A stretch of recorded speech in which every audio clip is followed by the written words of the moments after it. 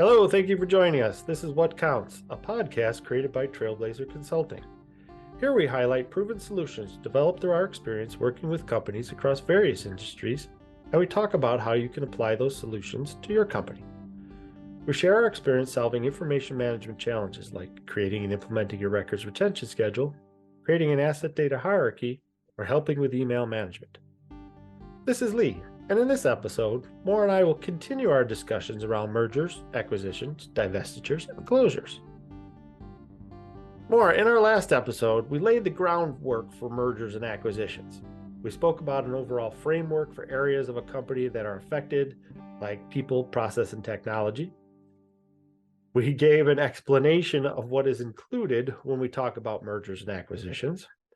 From our perspective, we include mergers, acquisitions, divestitures, and closures in that term of mergers and acquisitions. We focus specifically on acquisitions, and we kind of blended into mergers as well because we talked about retention schedules and email management and training and so forth. But I do feel like at the end, we left it open to a number of other items, like the cultural effects in your records management program or information governance program, storage vendors, backfile, retention labels on Office 365. Those are just some of the things that I think we can get to in this conversation. How do you feel about that? Sounds like a good next step. Mergers and acquisition, divestitures and closures, blah, blah, blah, it's hard to say.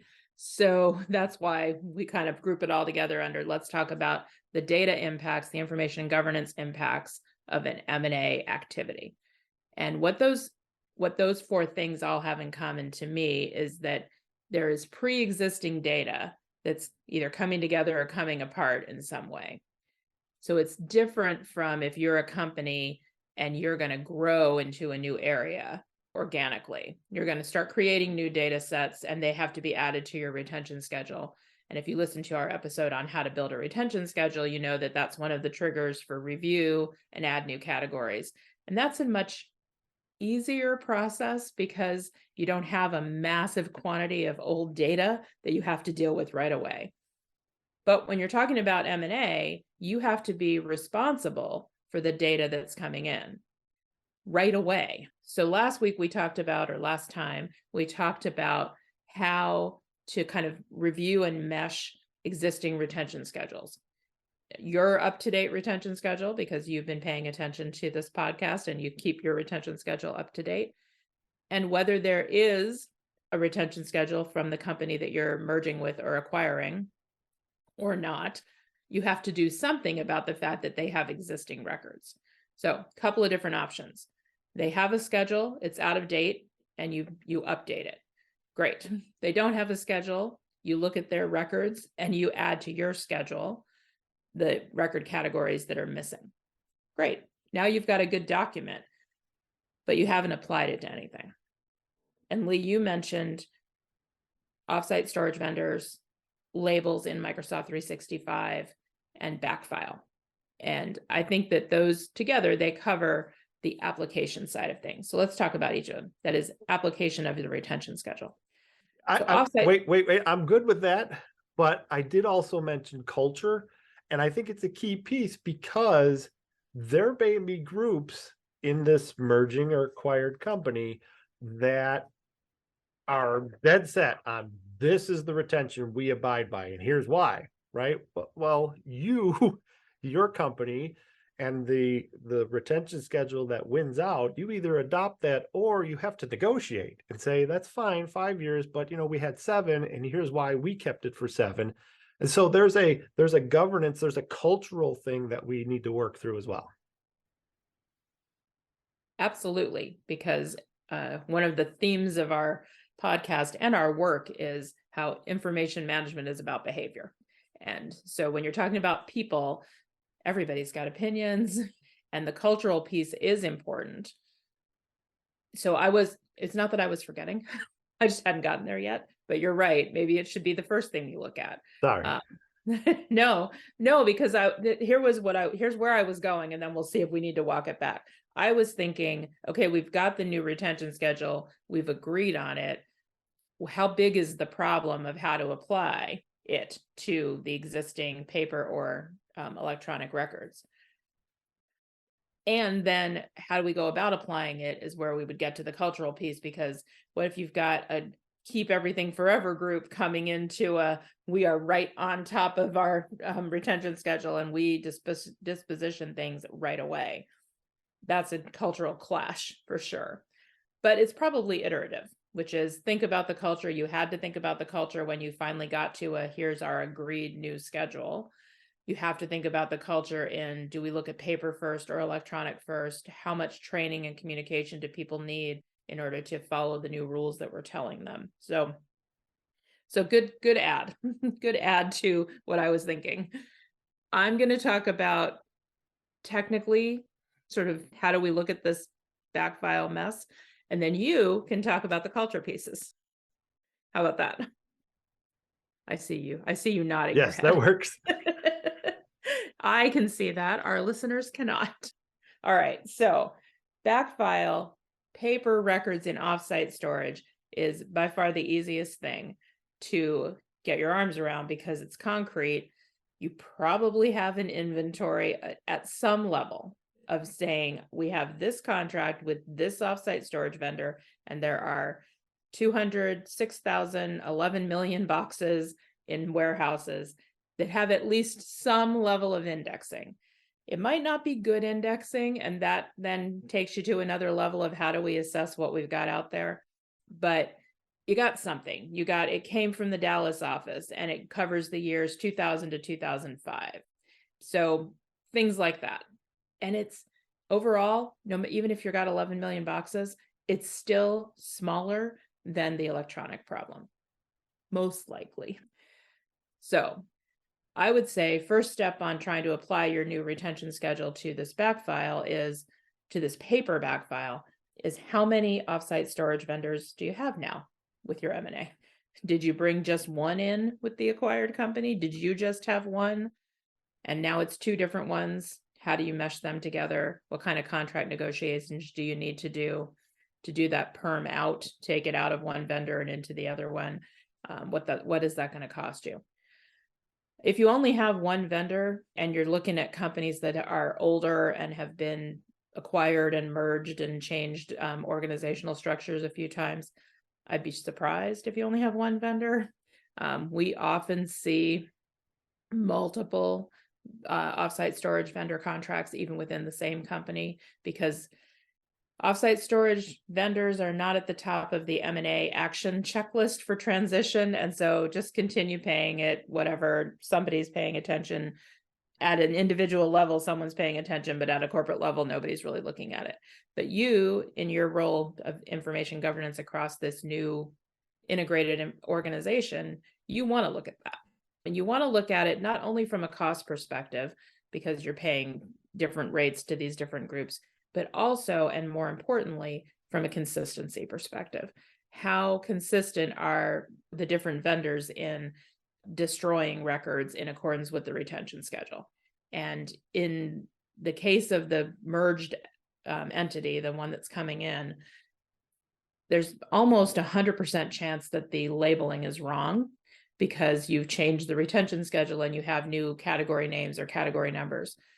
There's also a reasonable chance that the retention periods have changed, depending on how old either retention schedule was when you started putting them together. So you need to do a review of the holdings in all the offsite storage vendors. And then based on what you find, decide, can we destroy things that are going to be out, that are now out of date based on this new approved integrated schedule? Do we want to move things out of offsite storage, one storage vendor A to storage vendor B? Do we want to take things out of storage that actually were never records? They were just copies of things and we could destroy them because it doesn't matter about the retention schedule because they're just copies. So there's a lot in there, but it's very concrete.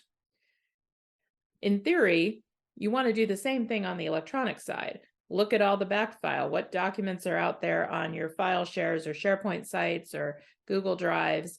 Any content management systems that you have. Has anybody been applying retention actively on their electronic side on either side of this merger process? Are you using things like the Microsoft labels and categories, either in O365 or in SharePoint, to automatically apply retention? Does your content management system enforce your retention schedule on either side of this group, of this now merged group? And you've got to look at it and see, does anything exist?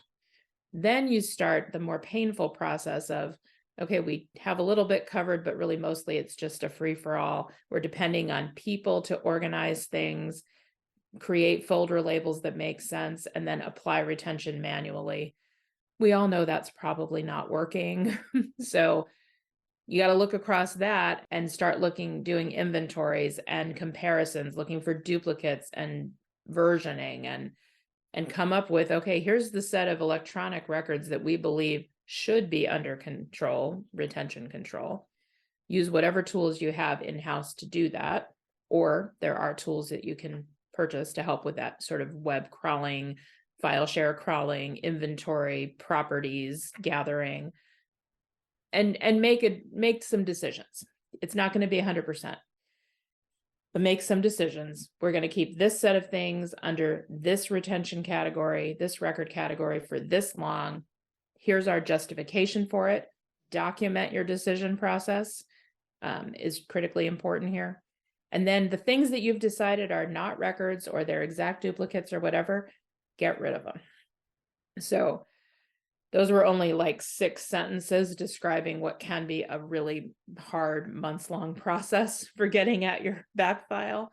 But those are the steps. It's just, as always with records management, the devil's in the details and how long is it going to take to get through each step.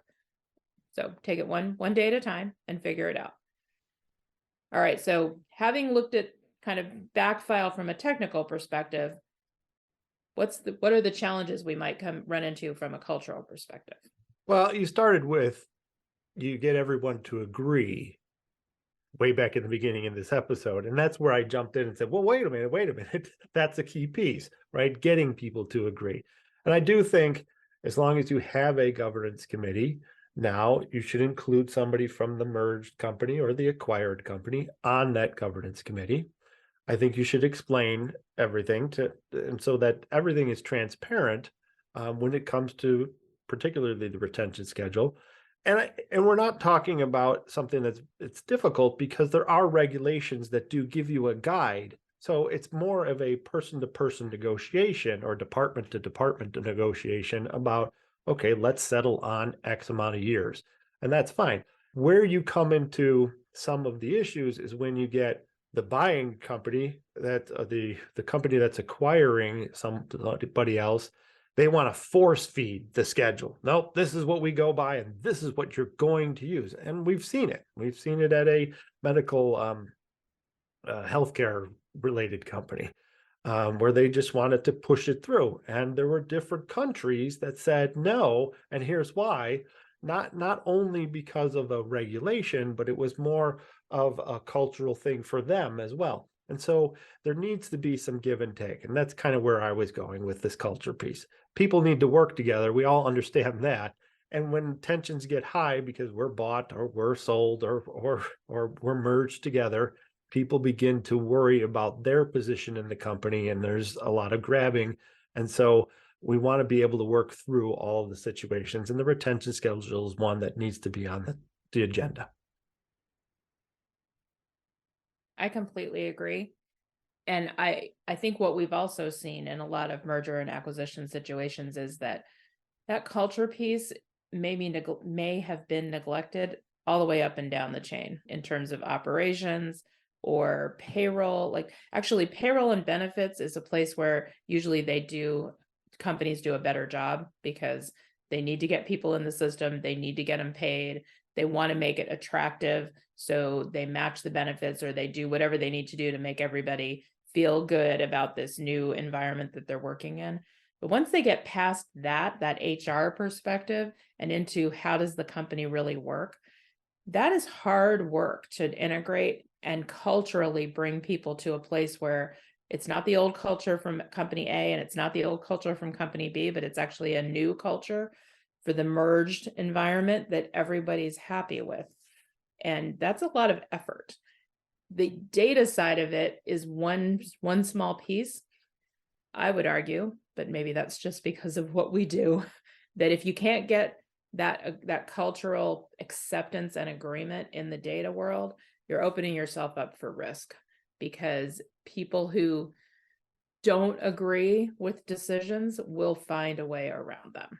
And so if you've got a group that definitely does not agree with the new retention schedule or the new approach or the new labels or who knows what, they're going to find a way to squirrel stuff out, in other places.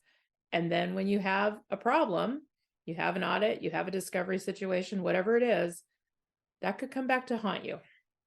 So it's worth the effort, I think, from a data perspective to, think about this technically. How are we going to bring all this together? How are we going to get control of it?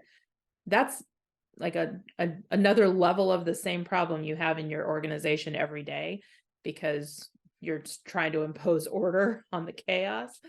Bringing in another company's chaos just makes it harder. But that cultural integration is a new thing that you also need to do in these situations. That's good. I like that. I think we could close there if you'd like. We can. I think we should for today, in terms of the sort of practical side of how we get things to come together in an M&A situation. And I think that leaves us in a good spot for the other side, which is, what if you're spinning off part of your company, you're divesting something? What are the data implications for that? But you will have to wait for another episode to hear how we approach a divestiture. All right, thank you. If you have any questions, please send us an email at info@trailblazer.us.com or look us up on the web at www.trailblazer.us.com. Thank you for listening, and please tune into our next episode. Also, if you like this episode, please be a champion and share it with people in your social media network. As always, we appreciate you, the listeners. Special thanks goes to Jason Blake, who created our intro music. Thanks, Lee, and thanks, everyone. Talk to you next time.